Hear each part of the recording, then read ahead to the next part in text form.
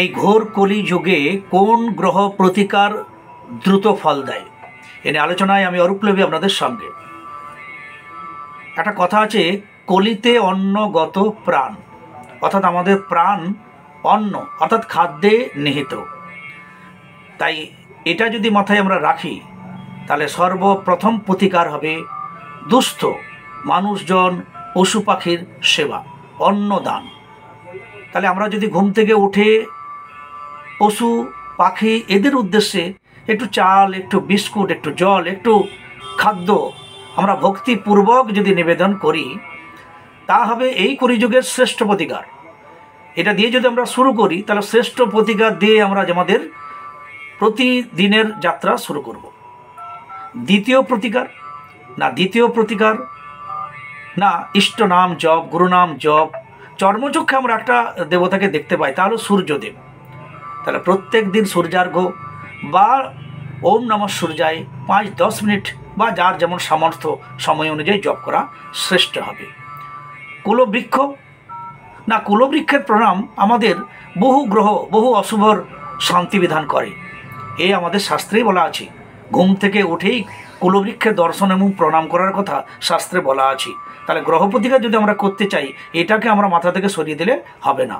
তুলসী, bell, বট, অশ্বত্থ, পাকুড়, আমলকি, তেঁতুলও কুলবৃক্ষের মধ্যে পড়ে।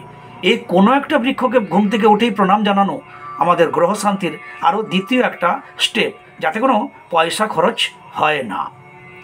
এরপর অনন্ত প্রতিকার, রত্ন, কবচ, মূল, ধাতু, রুদ্রাক্ষ ইত্যাদি।